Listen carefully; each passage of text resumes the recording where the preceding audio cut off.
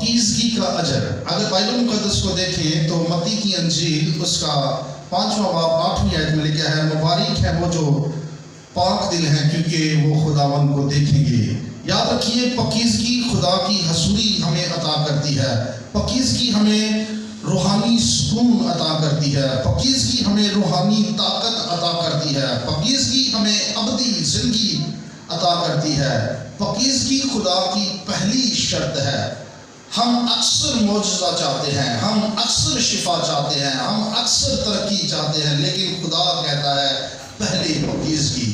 لکھا ہے پاک بنو کیونکہ تمہارا بلانے والا پاک ہے۔ لکھا ہے اس نے ہمیں ناپاکی کے لیے نہیں بلکہ پاکیزگی کے لیے بلایا ہے۔ اگر ہم پاک نہیں تو ہم طاقتور نہیں ہو سکتے، یاد رکھ لیجئے۔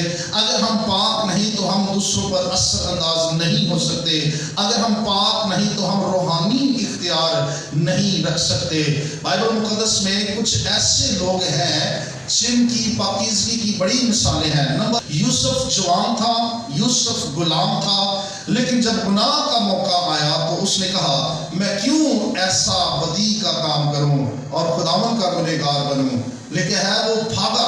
آج میرا پیغام آپ کے لیے ہے، آپ اپنی پاکیزگی کو بچائیں اور گناہ سے بھاگیں، بدی سے بھاگیں۔ نوجوانوں کے لیے، یوتھ کے لیے، خدام کے لیے، خدمت گزاروں کے لیے میرا پیغام ہے، بدی سے بھاگیں، گناہ سے بھاگیں، گندگی سے بھاگیں، بری صحبتوں سے، سوشل میڈیا کی گندگی سے بھاگیں، اپنی پاکیزگی کو خراب نہ ہونے دیں۔ یاد رکھیے یوسف کی پاکیزگی نے اسے قید سے محل تک پہنچایا تھا اور یہ بڑی برکت اس کی زندگی میں تھی۔ پاکیزگی وقتی نقصان دے سکتی ہے لیکن آخر عزت اور بلندی ہمیں پاکیزگی سے ہی ملتی ہے۔